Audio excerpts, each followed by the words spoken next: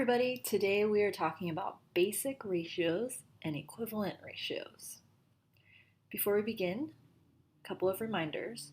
You do not need to write down everything that I say because I'm going to go over a lot, but be sure to jot down important information and at least one example of each type of problem that we cover. Also remember that since you're watching this video at home, you can watch it as many times as you want. Utilize the pause button to jot down important notes. Utilize the rewind button to go back and review information again. And utilize the fast forward button if you think that you understand the material and you'd like to move on. But be careful. Be sure that you don't miss anything important by rewinding too far ahead. Okay, so let's get started. Before we start, we want to make sure that we write down important vocabulary. So ratio is a very important vocabulary for this lesson. You might want to write this down in bold, highlight it, underline it, or do something to show you that it's an important vocabulary word that you need to go back to. A ratio compares the relationship between two amounts. So in this example, the two amounts are the amounts of apples and the amounts of pears. It's also important that you jot down that order matters with ratios. You might also want to pause the video to jot this down. Okay, so ratios compare the relationship between two amounts and order matters. So in this example, we have some apples and pears. The apples are in red and the pears are in yellow. They're asking us how many apples are there to pears. Notice how in this question, the word ratio doesn't even appear. You have to look at the key word. The key word here is to. Usually to will tell us that we're comparing different objects to each other.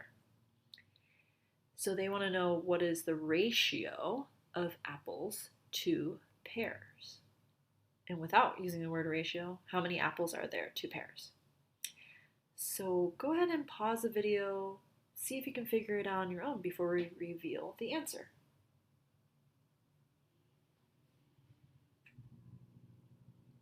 Okay, so remember that ratios ask us to look at amounts. That means we need to count. Count how many apples there are and how many pears there are. 1, 2, 3, 4, 5, 6. 6 apples and 1, 2, 3. 3 pears. If you said 6 to 3, you are correct. There are 6 apples and we're comparing it to 3 pears. We say 6 to 3. There's only one way to say ratios. But there are actually 3 ways to write a ratio. We could use the colon, that's the 2 dots on top of each other, to write 6 to 3. We can use the word TO, 2, for 6 to 3. And we can also use a fraction bar to represent our ratio of 6 to 3. So make sure that you pause and write down the 3 different ways to write a ratio. And again, order matters. So the answer is not 3 to 6. The answer is only 6 to 3. Because the question asks how many apples there are to pears. Apples in this problem comes first as the order. So therefore the number, the amount of apples, has to always come first. If we put 3 to 6, it would be pears to apples. So order matters. Think about it like a sports game, like a basketball game. If someone were to ask you the score, you would say, oh, the score is, let's say, 6 to 3. So usually, if let's say HTA had a sports team, we would say, oh, the score is 6 to 3, HTA, meaning HTA is the first number, the first point. So usually people will report on scores of a game with ratios, and they will say the winning team first, telling you that that's the order. Okay. The other topic that we're going to cover is equivalent ratios. Equivalent ratios are, if you think about the word equivalent, it has the word equal in there, or something that sounds like equal. So equivalent ratios, also an important vocabulary word that you might want to pause and jot down. Equivalent ratios are ratios that express the same relationship, and they're related through multiplication or division, one of those two. So we're using 6:3 again, our apples to pears. And if you notice, we doubled this picture. Now we have 2 copies of it that are exactly the same because they're related through multiplication. So all we do for creating equivalent ratios is that we have to keep that same relationship. If I double the amount of apples that I have, 6 times 2 to get to 12, I have to keep that same relationship. I'm going to also double the amount of pears. 3 times 2, 6. So 6:3 and 12:6 are equivalent ratios. They show us the same relationship. Every time there are 6 apples, we're also going to see 3 pears. So if I double the amount of apples, I will also double the amount of pears to keep it as 6:3. In reverse, I could keep that 6:3, but instead of multiplying by 2, I can divide. And this time, let me choose a common factor, which is 3 for 6 and 3. And I just wrote it in the fraction form now. And remember, we have to keep that same relationship. So if I am dividing the apples into groups of 3, I also need to divide the pears into groups of 3. I have to keep that same relationship. So I literally just took that same picture, but I divided it into 3 groups. They just look a little bit different because, they're in different positions. But I'm dividing them all into 3 groups. Here's the first group, here's the second group, and here's the third group. So instead of 6 apples to 3 pears, each smaller group now has 2 apples to 1 pear.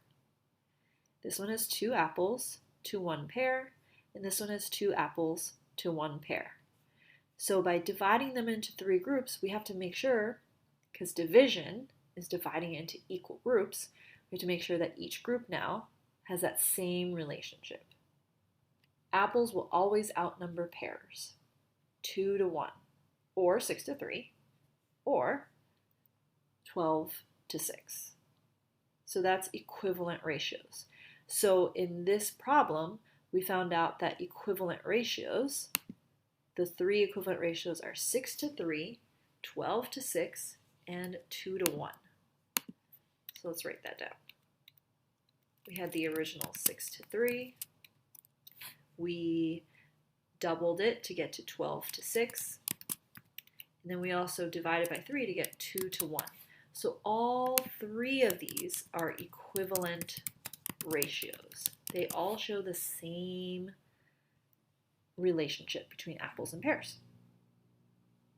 Okay? So let's do a couple of problems on Khan Academy just to practice. We're going to start with basic ratios. I'm going to read the problem, and then I would like you to pause the video, try it on your own, and then play it to see if your answer is correct. Okay, so let's start off by reading the problem. Dean loves rocks. He has 6 pieces of granite, 3 pieces of marble, 14 pieces of sandstone, and 1 piece of slate. Those are all different types of rocks. What is the ratio of pieces of sandstone to pieces of marble in Dean's collection? And you're choosing one answer from these 4. So go ahead and pause the video, see if you can answer it on your own first. Okay, if I'm solving this problem, I need to first see that it's a ratio. Okay, that's good. So that means that these are set up as ratios. I'm looking for my keyword 2, because that's going to separate my two important pieces of information. The first one is sandstone. Let's see, that number has to go first. There's 14 pieces of sandstone. Okay, my next amount is marble. So marble needs to go second, 6 granite, 3 marble. So it's going to go 14 to 3. 14 to 3 is C. Okay? Notice how there's other numbers there to trick you. So make sure that you're reading your question correctly so that you don't get tricked. Let's check to see if it's correct. Yes, it is. Okay, so this exercise has 7 problems. I'm not going to do this one right here, but I'm just going to take a look at the answers. What do you notice about the answers here? You should probably notice that they're the opposites of each other. This one is 3 to 4. This one is 4 to 3. Oops.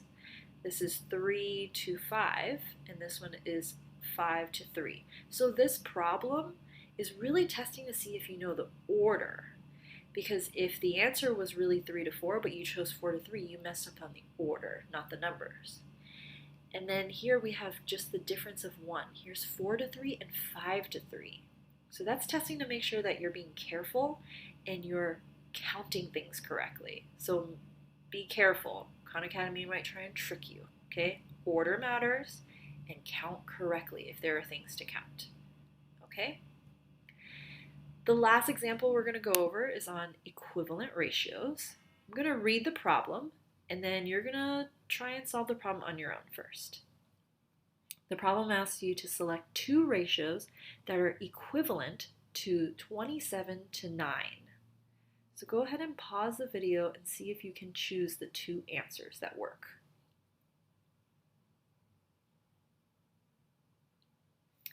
All right, let's try this out. Our ratio that they gave us was 27 to 9. All right. Remember, we have to do the same operation. It's either multiplication or division in order to get to the other equivalent ratio. So I'm thinking to myself, what is the math I have to perform in order to get from 27 to 3 and 9 to 1? Remember that I can either multiply or divide. If I'm going from 27 to 3, I'm getting a smaller number. So that means I would have to divide by a number to get to 3. You can use your calculator, or if you remember your times tables for 3, you'll know that 27 divided by 9 will get you to 3. Remember, you can use a calculator, so if that helps you, try it out. 27 divided by 9 is equal to 3, okay? We have to do the same thing on both sides. Just like in our previous example, we did the same thing for both sides, right? If one number is divided by 3, the other has to as well. If one number is multiplied by 2, the other has to as well. So here, if 27 is divided by 9 to get to 3, 9 also has to divide by 9. 9 divided by 9 is 3 to 1. This one works. So A will be our answer for one of them. Let's try the next one. How do we get from 27 to 9 all the way to 9 to 3? So we're going to try that one out. Remember, it has to work for both of them. Well, we know 27 divided by 9 is 3, so 27 divided by 3 has to be 9. It's the reverse. 3 times 9 to get to 27, 3 times 9 to get to 27. If that one's divided by 3, this one should be divided by 3 as well. 9 divided by 3 is 3, so that one also works. So it looks like we have the 2 answers, but let's try C so that you can see what it looks like when it doesn't work.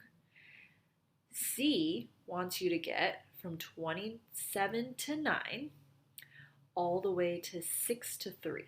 Okay, so let's try and see if 6 to 3 also works. Okay, what's 27 going to divide by to get to 6? All right, let's use our calculator. I don't think there is a number. Let's try it out. 27 divided by 2 is 13 and a half. That's not good. 27 divided by 3 is 9. Okay, we're getting closer. 27 divided by 4, 6.75. That's not good either. 27 divided by 5, 5.4. So there's no number, and you can try even more if you want. There's no number that'll get you to 6. So that one doesn't work. There's no number that works there. Oops, too far.